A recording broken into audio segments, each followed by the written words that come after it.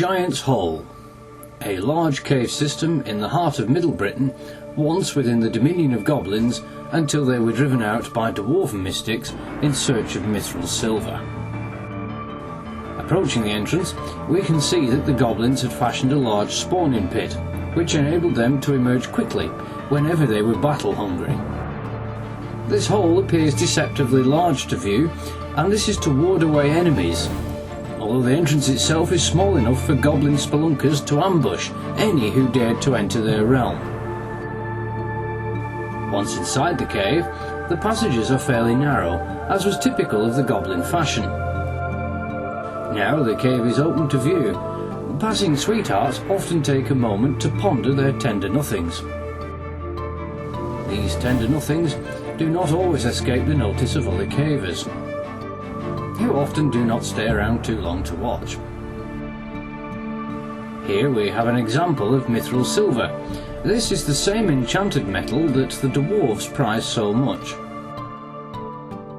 Cavers are often beholden to these enchanted properties as they pass near to the mithril deposits.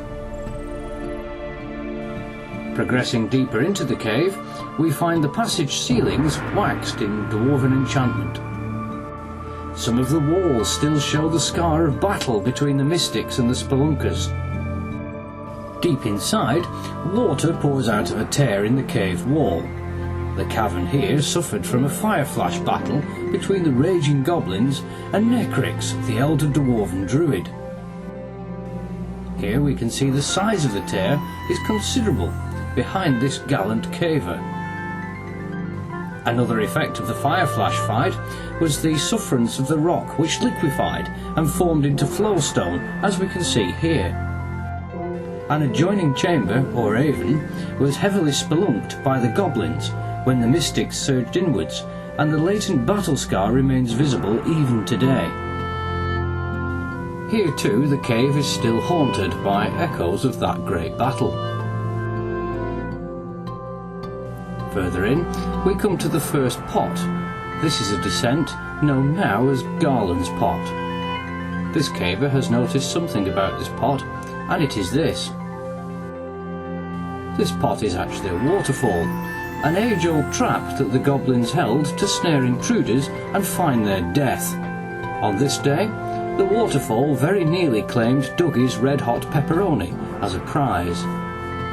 Looking over the top of the waterfall, we can see here that two stalwart cavers had already made it down to the bottom and knew nothing of their near miss by Dougie's red-hot pepperoni. Descending the pot requires SRT skills. Here an experienced caver descends perfectly. Well, almost perfectly. Moving on, the passages become even more constricted. Now we also find a heavy misty vapour filling the passages. Some cavers are still wary that goblins may yet be hiding in this cave, especially as the goblin mist now thickens even more. Even deeper, we can see that the passageways begin to resemble the innards of a snake. This snake passage leads to another pot. This one is over 60 feet deep and is known today as Geology Pot. Here the formations are quite spectacular, images left behind from the battle of goblin shamans and dwarven mystics.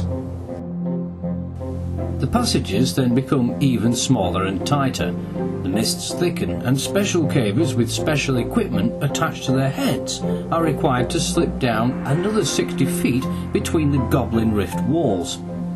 The bottom of this rift holds a raging stream. Following the stream upwards, between the phreatic walls, eventually brings you back out of the cave. Giant's Hole, the site of the last great war of goblins and dwarves. Until next time.